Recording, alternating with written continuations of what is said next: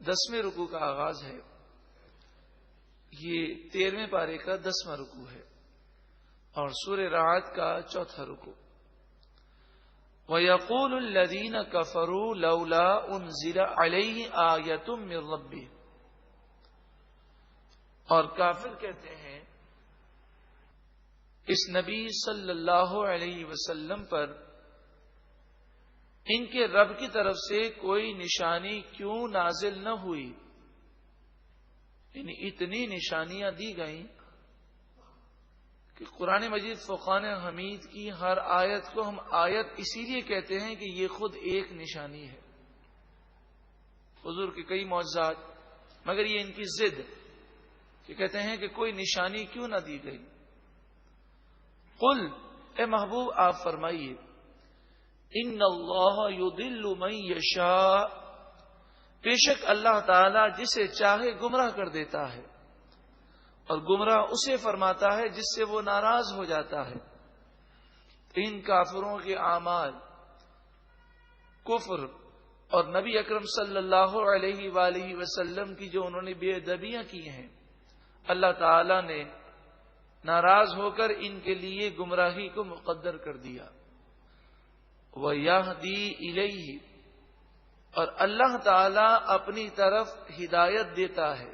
من اناب، اسے ہدایت دیتا ہے جو اس کی طرف رجوع لائے، جھک جائے، اس کی طرف آگے بڑھنے کی کوشش کرے تو اللہ تعالی اپنی معرفت کی راہیں اس کے لیے کھول دیتا ہے. جنت کی راہیں کھول دی جاتی ہیں. من اناب، یہ جملہ بڑا وسیع ہے.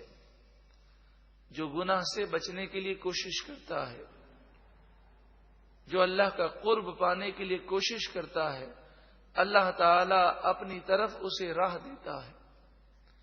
الذین آمنوا، اللہ کی بارگاہ میں رجوع لانے والے کون لوگ ہیں؟ وہ لوگ ہیں جو ایمان لائے. وَتَطْمَئِنُّ قُلُوبُهُمْ بِذِكْرِ اللَّهِ، اور ان کے دل اللہ کے ذکر سے مطمئن ہوتے ہیں. دنیا کی لذتیں، دنیا کا مال، دنیا کی نعمتیں، یہ ان کے چین کا باعث نہیں ہے، بلکہ یہ جب اللہ کا ذکر کرتے ہیں تو ان کے دلوں کو چین مل جاتا ہے اور ہر وقت وہ اللہ کی یاد میں مگن رہتے ہیں. الا سن لو، بذکر اللہ تطمئن القلوب، دلوں کا چین تو صرف اللہ کی یاد میں ہے.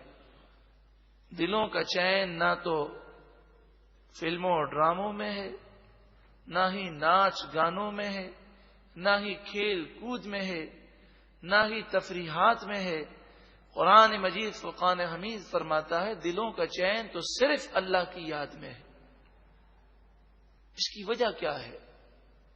اس کی وجہ یہ ہے کہ روح نے عالم ارواح میں یہ عہد کیا.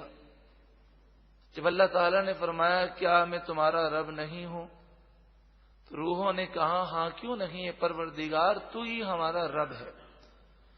تو تمام روحیں عالم ارواح میں ایمان لائیں. اب جو دنیا میں روح آئی جسم کے اندر، اور پھر جب روح کو اس کی غذا نہ ملی اور نافرمانیوں گناہوں بھری زندگی ایک انسان نے گزاری تو روح بے چین ہے. تو یہ جب تک روح کو چین نہیں ملے گا انسان کو سکون نہیں مل سکتا. اب چاہے وہ عالی شان تفریحی مقام پر ہو، لیکن دلی بے چینی اس تفریحی مقام سے دور نہیں ہوتی، کیونکہ روح بے چین ہے. روح کی غذا اللہ کا ذکر ہے، اللہ کی یاد ہے. اللہ تعالی ہمیں بھی خوب خوب اپنی یاد کرنے کی توفیق عطا فرمائے.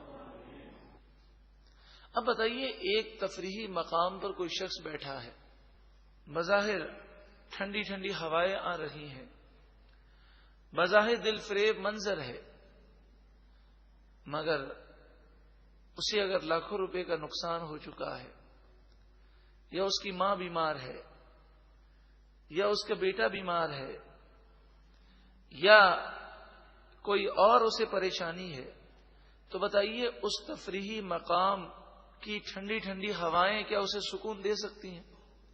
اس کا دل تو بے چین ہے۔ جب دنیاوی غم کی وجہ سے اگر دل بے چین ہو تو ایک تفریحی مقام اسے چین نہیں دیتا، اس کا موڈ آف رہتا ہے۔ تو آپ سوچیں جب روح بے چین ہو اور وہ دینی وجوہات کی بنا پر کہ اسے غذا نہیں مل رہی، تو پھر چاہے کتنا بھی بظاہر عیش کر لیا جائے اسے چین نہیں مل سکتا۔ ہاں یہ ہو سکتا ہے کہ وقتی طور پر اس کی توجہ اس بے چینی سے ہٹ جائے، لیکن پھر بالآخر گناہوں میں تباہی ہی تباہی ہے، بربادی ہی بربادی ہے۔ الذین آمنوا، وہ لوگ جو ایمان لائے، وعملوا الصالحات، اور انہوں نے اچھے عمل کیے، طوبی لہم، ان کے لیے خوشخبری ہے، وحسن مآب، اور ان کے لیے بہت اچھا ٹھکانہ جنت ہے۔ کذالک، اسی طرح، ارسلناک، اسی طرح ہم نے آپ کو بھیجا، فی امت، اس امت میں، ان لوگوں میں، قد خلت من قبلہا امم، کہ جس سے پہلے کئی امتیں گزر چکی، لتتلو علیہم الذی اوحینا الیک، تاکہ آپ انہیں وہ قرآن پڑھ کر سنائیں جو آپ کی طرف ہم نے وحی فرمائی۔ وَهُمْ يَكْفُرُونَ بِالرَّحْمَٰنِ، اس حال میں کہ وہ رحمان عز وجل کا انکار کرتے ہیں، تو یہ اللہ کو نہیں مانتے، تو آپ انہیں قرآن سنائیں، اس لیے ہم نے آپ کو بھیجا۔ اور انہیں یہ بتائیے کہ پچھلی قوموں نے جب اللہ کو نہ مانا تو وہ بھی مٹ گئیں، تم بھی ایسا کرو گے تو ایک نہ ایک دن تمہیں بھی اس دنیا سے مٹ جانا ہے۔ قل، اے محبوب آپ فرمائیے، ہوا ربی، وہی میرا رب ہے، لا الہ الا ہو، اس کے سوا کوئی معبود نہیں، علیہ توکلت، اسی پر میں نے بھروسہ کیا، وإلیہ متاب، اور اسی رب کی طرف میں رجوع لایا۔ وَلَوْ أَنَّ قُرْآنًا سُيِّرَتْ بِهِ الْجِبَالُ، اور اگر بے شک ہم ایسا قرآن نازل کرتے کہ جس کے سبب پہاڑ وہ اپنی جگہ سے ہل جاتے، او قطعت بِهِ الْأَرْضُ، یا زمین ٹکڑے ٹکڑے ہو جاتی، او کلم بِهِ الْمَوْتَى، یا اس قرآن کی وجہ سے مردے کلام کرتے، یہ نشانیاں دیکھنے کے باوجود بھی کافر ایمان نہ لاتے۔ بل للہ الامر جمیعا، بلکہ تمام معاملات اللہ ہی کے اختیار میں ہیں۔ افلم یئس الذین آمنوا ان لو یشاء اللہ، کیا ایمان والے نا امید نہیں ہوئے، یعنی ایمان والوں کو ابھی تک یقین نہیں آیا کہ کافر ایمان نہیں لائیں گے؟ اور اس بات کا کیا انہوں نے یقین نہیں کیا، ان لو یشاء اللہ لہدی الناس جمیعا، اگر اللہ تعالی چاہتا تو تمام لوگوں کو ہدایت دے دیتا، مگر اس نے کسی کو مجبور نہیں بنایا، ہدایت اور گمراہی کا اختیار دیا۔ اگر یہ اختیار وہ ختم کر دیتا، کوئی گمراہی پر نہ ہو سکتا، وہ سب مجبور ہو جاتے، پھر یہ دنیا دار الامتحان نہ رہتا، تو اسے دار الامتحان، آزمائش کی جگہ بنایا، اور قیامت آخرت دار الجزا ہے، انعام کا گھر ہے یا سزا کا گھر ہے۔ وَلَا يَزَالُ الَّذِينَ كَفَرُوا تُصِيبُهُمْ بِمَا صَنَعُوا قَارِعَةٌ۔ کافروں نے جو گناہ کیے، ان گناہوں کی وجہ سے ہمیشہ ان پر ہلا دینے والی مصیبتیں آتی رہیں گی۔ قاریعۃ، ہلا دینے والی مصیبتیں، مراد یہ ہے کہ یہ کافر جب تک دنیا میں رہیں گے بظاہر عیش بھی کریں گے، مگر فکر، پریشانی، تشویش، ٹینشن، بیماریاں، کاروباری نقصان، اس طرح کی اور بہت ساری بلائیں ان کے گناہوں کی وجہ سے نازل ہوتی رہیں گی۔ او تحل قریبا من دارہم، یا ان کے گھر کے قریب یہ مصیبتیں نازل ہوتی رہیں گی۔ مراد یہ ہے کہ سیلاب، طوفان، زلزلہ، اس طرح کے عذابات بھی دنیا میں آئیں گے ان کافروں پر، اور انفرادی طور پر ان کے لیے بیماری، پریشانیاں یہ بھی آتی رہیں گی۔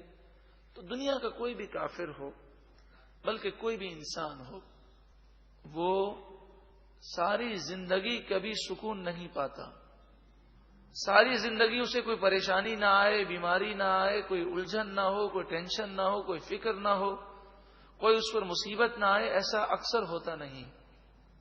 مومن کے لیے یہ پریشانیاں نعمت ہیں کہ وہ اس پر صبر کرتا ہے، اسے ثواب ملتا ہے، اس کے درجات بلند ہوتے ہیں۔ اور کافر کے لیے تمام پریشانیاں اللہ کا عذاب ہیں کہ کافر کو دنیا میں جو پریشانیاں آتی ہیں اس پر وہ صبر بھی کرے تب بھی کوئی ثواب نہیں ہے۔ حتی یأتی وعد اللہ، یہ ہوتا رہے گا یہاں تک کہ اللہ کا وعدہ موت آ جائے۔ تو کافروں پر جب تک موت نہ آئے گی یہ دنیاوی پریشانیاں آئیں گی، یہ اللہ کا عذاب ہے۔ ان اللہ لا یخلف المیعاد، بے شک اللہ تعالی وعدے کے خلاف نہیں کرتا، جو اللہ تعالی نے فرمایا وہی ہوگا۔ 10واں رکوع مکمل ہوا۔ اس میں جہاں ان باتوں کا بیان ہے کہ کفار اس قدر ضدی ہیں کہ کیسی ہی نشانیاں انہیں دکھا دی جائیں وہ ایمان نہیں لائیں گے، وہاں اس بات کا بھی بیان ہے کہ بما صنعوا، کافر جو گناہ کرتے ہیں اس کی وجہ سے دنیا میں ان کے لیے پریشانیاں آتی ہیں۔ اسی کے تحت یہ بھی سمجھ لیجئے کہ مومن جو گناہ کرتا ہے اس کی وجہ سے اسے بھی دنیا میں پریشانیاں آتی ہیں۔ تو پریشانیاں اکثر گناہوں کی وجہ سے آتی ہیں، بس مومن اور مسلمان پر یہ احسان ہے کہ وہ پریشانیاں جو اس پر آتی ہیں وہ توبہ کر لے اور گناہوں سے وہ باز آ جائے تو اللہ تعالیٰ اس کی مشکلات کو آسان فرماتا ہے، اور ان مشکلات پر وہ صبر کرے تب اسے ثواب بھی ملتا ہے، اس کے گناہ بھی مٹائے جاتے ہیں۔ لیکن یہ بات حقیقت ہے، وما اصابکم من مصیبت فبما کسبت ایدیکم، کہ تم پر جو مصیبتیں آتی ہیں وہ تمہارے گناہوں کی وجہ سے آتی ہیں۔ جو یہ چاہتا ہو کہ میں حقیقی سکون اور چین پالوں، اسے چاہیے کہ وہ گناہوں سے سچی پکی توبہ کر لے۔ اللہ تعالی ہم سب کو عمل کی توفیق اور سعادت عطا فرمائے۔